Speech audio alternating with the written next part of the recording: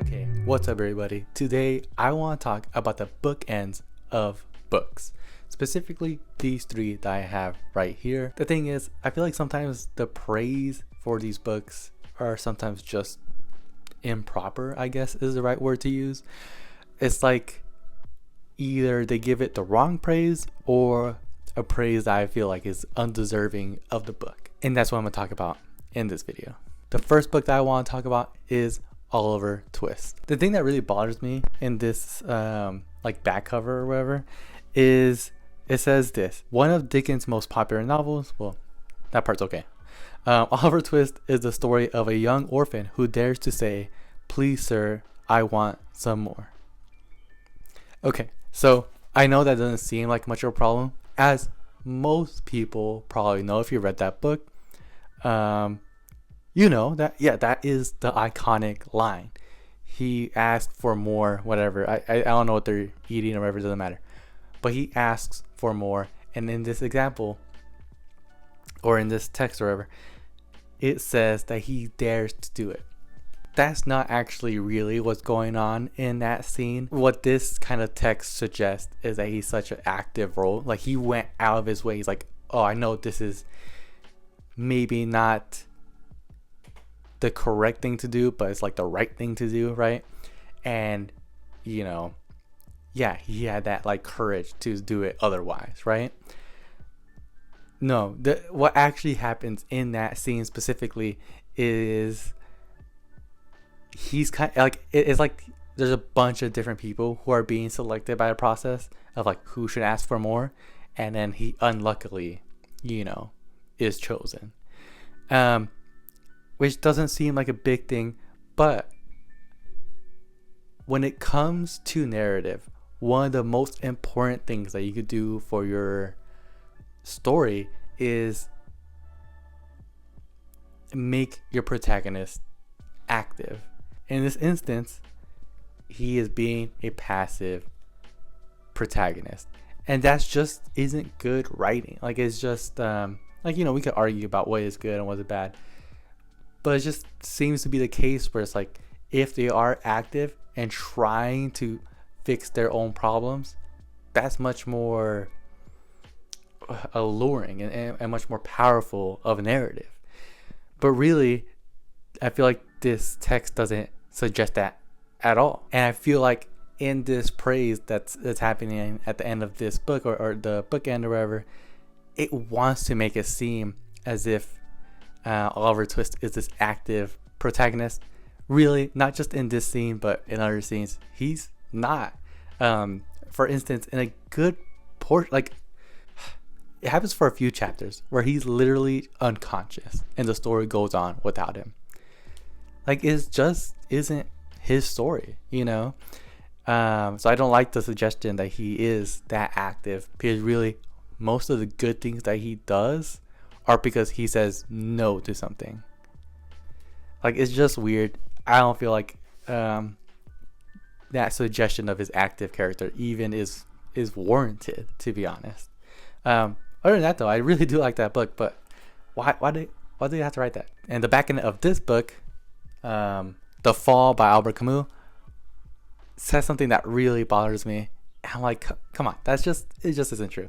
So what it says is, as his the irony of his recital anticipates his downfall and implicates us all. The Fall is a novel of the conscience of modern man in the face of evil. Look, I can't speak too much. I feel like that qualification helped it a lot. In the face of evil, it's hard to say what exactly people would think or how their philosophies might change in those instances. But the idea that this book implicates us all is really annoying. There's some things that are in here where I'm like, that's just kind of an awful thing that you're saying, and I don't agree. And I'm pretty sure that's just, well, a lot of people would say. I lean towards the idea that people are decent, you know? And if they aren't naturally decent, they at least have the capacity to be decent. Whatever decent might be, that's another conversation. But he says stuff like, I'm gonna try to find an example. Yeah, look at me now. Look at me suffering to find a fucking example. Good job, Ruben. Do you know why we are always more just and more generous towards the dead? The reason is simple. With them, there is no obligation. They leave us free and we could take our time. Fit the testimonial in between a cocktail party and a nice little mistress in our space-time. If they forced us to anything, it would be to remembering. And we have a short memory. No, it is the recently dead we love among our friends. The painful dead, our emotion, ourselves, after all. What is he talking about? Like, do you read that and like feel like you agree with that? Like, I like my friends. What are you talking about? I don't know. It's stuff like that. I feel like part of the praise at the end of this book, or whatever, where it's like it implicates us all, is supported by a pretty awful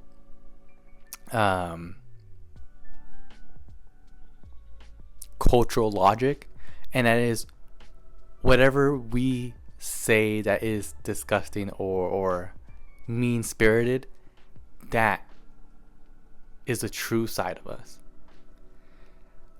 I don't know if that's I don't even know if that's true. Like, I don't know why that seems to be such a strong cultural logic, but I do hate it so much. And I just don't agree with it. Like, we have good inclinations within us. And yeah, the praise at the end of this book, the bookend or whatever, I feel like doesn't really acknowledge that. I mean, maybe it, at the very least, we could say that the book, challenges or complicates what we think of ourselves and our relations to others. But to say that it implicates all of us just feels so ridiculous. Maybe it's insightful in its own ways, but yeah, it definitely doesn't do that. At least I hope not. Now this last one, okay, well, let me just say the title. This is Cooked by Michael Pollan. I have no idea. I love this book a lot, and I actually think that the bookend doesn't really do the book justice. He does make great arguments as to why our gut health matters and what we eat matters, blah blah, like just in general what it means to our health.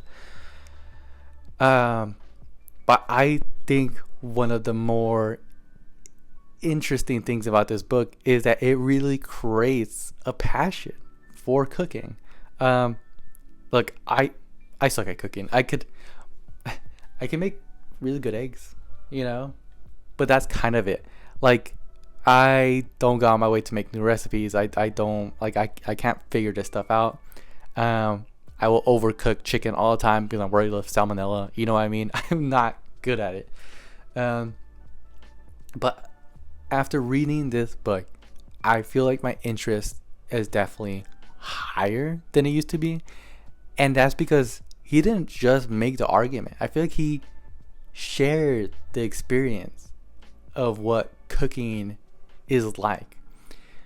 Like, I could see people cooking, but there's this internal monologue and this subtle parts of the process that I am missing because I don't really know what I'm looking for. But he really captured that quite well, and I'm glad that I read this book for this reason. So no, it's not just that he made a great argument about health. I feel like he really is inspiring in some ways. Like, recently, when I do watch cooking videos, I do them. I watch them a lot. I think they're interesting. I am trying to more actively kind of engage with, okay, how do I also do that, and try to learn from it, because I feel like, yeah, for a long time I didn't really know it, but maybe I am missing out on a whole experience in my life just because of what, like, convenience, because I'd rather not do it or just buy something instead.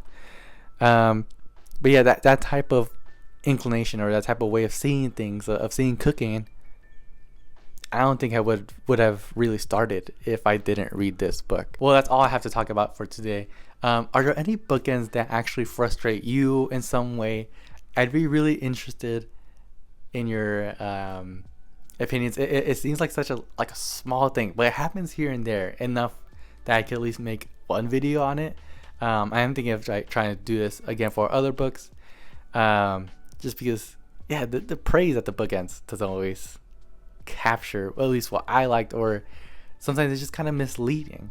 If you do have your own example, as odd as it kind of might be, please comment down below, or just tell me what you think about these books. Do you think I'm right in my criticisms? Well, that's all I had to say. Thanks for watching. Have a good one.